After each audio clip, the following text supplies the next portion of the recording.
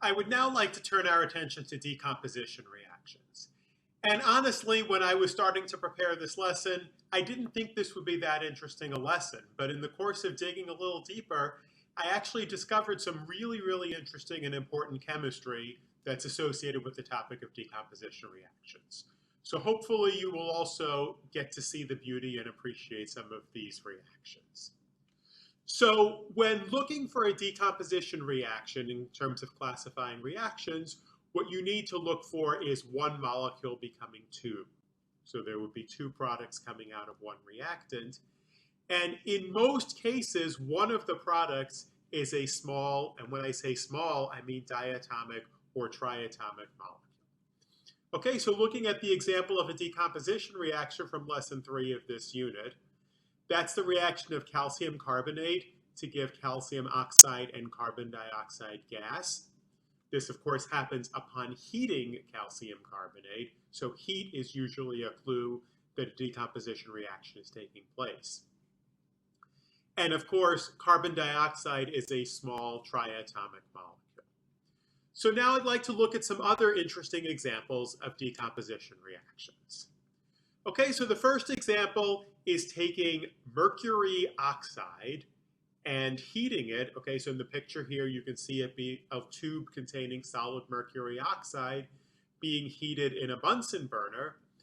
And this decomposes to give mercury metal. The mercury is initially in the gas phase because you're above its boiling point, but then as you move further up the tube, the mercury actually condenses into the liquid phase along the sides of the tube, and then oxygen gas is given off from the tube.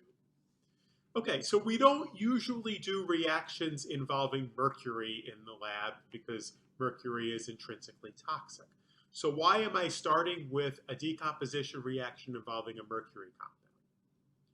Well, it turns out this is a very important reaction historically because it's the reaction that Joseph Priestley did in 1774 through which he discovered the existence of oxygen. Okay, and there's a couple of paragraphs here from a website written by the American Chemical Society commemorating Priestley's discovery of oxygen. So our second example of a decomposition reaction involves a compound known as sodium azide. Okay, so sodium azide is a white powder. It has the formula NaN3. And when it is heated, it decomposes into sodium metal and 3 equivalents of nitrogen gas for every 2 sodiums and 2 sodium azides. Okay, so why do we care about this reaction? You may say that's nice. Well, first of all, we have generated N2 instead of O2. But this is the chemistry involved in car airbags. Okay, so at least the first generation airbags, there are now airbags that have their chemical formula modified, but at least the first generation of airbags had sodium azide in them. And sodium azide actually turns out to be somewhat shock sensitive as well as thermally sensitive. So if, in the shock of a chemical collision, of an automobile collision, sorry, the chemical will undergo decomposition, giving off nitrogen gas and leaving sodium. And then there are other chemicals present in the airbag that will react with the sodium that's produced and turn it into non-toxic byproducts. But the fact that you give off a lot of nitrogen gas and that this reaction happens quickly is why the airbag can fill up really quickly and do its thing. So it's not technically an airbag, it's technically a nitrogen bag. Okay, so then the third reaction that I want us to consider is the decomposition of sodium chlorate. Okay, chlorate is one of those polyatomic ions, and it has the formula ClO3-. Okay, so NaClO3 is sodium chlorate, and this decomposes to give sodium chloride, ordinary table salt, and oxygen gas. Okay, so this is another reaction that evolves oxygen gas, and when you balance it, 2 sodium chlorates give 2 sodium chlorides, plus 3 molecules of O2. So you're probably wondering why I chose this reaction. Well, this is actually the chemical reaction that produces emergency oxygen in airplanes. Okay, so most of you have probably ridden on an airplane and remember hearing the flight attendant giving that spiel.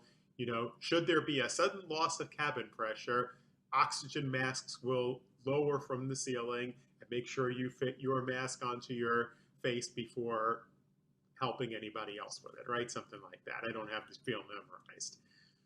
But where is the oxygen coming from? Well, one place you could have oxygen is having a tank of oxygen that can then distribute oxygen to the passengers on the plane. But that turns out not to be a very cost-effective way to do it, because then you're carrying around all these oxygen tanks and taking up precious weight and room on your aircraft.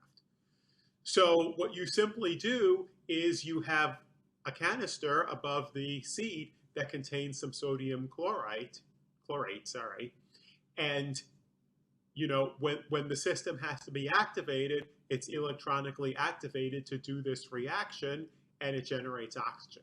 The oxygen masks actually will continue to generate oxygen for about 15 minutes. There's enough sodium chlorate in there to run the reaction for that long. Okay, so then also, just like we talked about in the context of combination reactions, since decomposition reactions are the opposite of combination reactions, you could also imagine that one form of decomposition reaction is dehydration of a hydrated salt. Okay, remember we talked about certain salts reacting with water to give the hydrated salt? Well, if you heat them up, they will actually lose their water and convert back to the anhydrous salt. So depicted here is copper sulfate pentahydrate, which is the blue crystal. And when you heat it in a flame or in a crucible or any sort of porcelain dish, you just need to heat it to high temperatures, it will actually lose its water and give anhydrous copper sulfate, which is white, and it will lose 5 molecules of water for every copper atom. Okay, the water that's initially lost becomes water vapor, so that's why I wrote it as water in the gas phase. It may eventually condense somewhere and form liquid water, but as it's being given off, you're at temperatures where the water is in the gas phase. And you will actually carry out this experiment in the lab shortly. Okay, and then just like I did for combination reactions, I also want to give one organic example of a decomposition reaction. So organic chemists frequently refer to decomposition reactions as elimination reactions because something is eliminated from the starting material.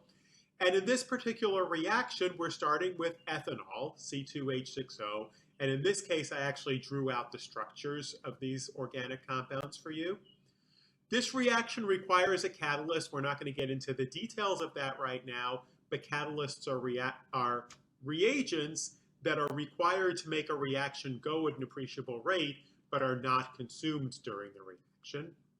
And in the presence of the appropriate catalyst, ethanol decomposes to become ethylene gas. And ethylene has the formula C2H4, and you can see it from its structure that it now has a carbon-carbon double bond.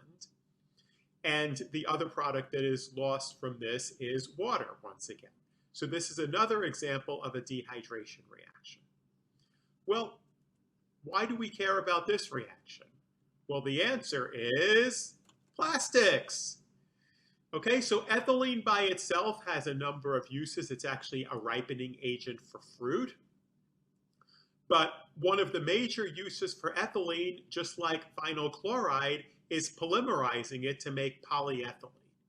And polyethylene is a component of 3 different types of plastic. So you may see the recycling symbols on the bottom of some plastic bottles and other plastic pieces of apparatus. So anything that's got a number 1 on it, and there are some examples in this picture, is polyethylene terephthalate. That's what the TE stands for, but that's made from polyethylene. And then number 2, milk jugs, trash bags, are high-density polyethylene. And then number 4, squeeze bottles, as well as certain types of plastic bags, are low-density polyethylene. So anything that is made of polyethylene, that polyethylene ultimately starts out from ethylene. Well, the way that we normally make ethylene is by isolating it out of petroleum, isolating it out of crude oil. So many people believe that crude oil is a finite resource. So what this reaction depicted on this slide can actually do is give you a way to make ethylene out of ethanol, and that produces an entry into plastics from renewable resources. Why is ethanol a renewable resource? Well, there's an entire industry now geared towards producing ethanol from corn or other types of biomass through a fermentation reaction. So this is an example of how a chemical process that starts with petroleum can be modified through a decomposition reaction to be greener and more sustainable. Okay, so that's our brief tour of decomposition reactions, and hopefully you saw some of the common themes among them. And what we will do next is move on to single replacement or substitution reactions.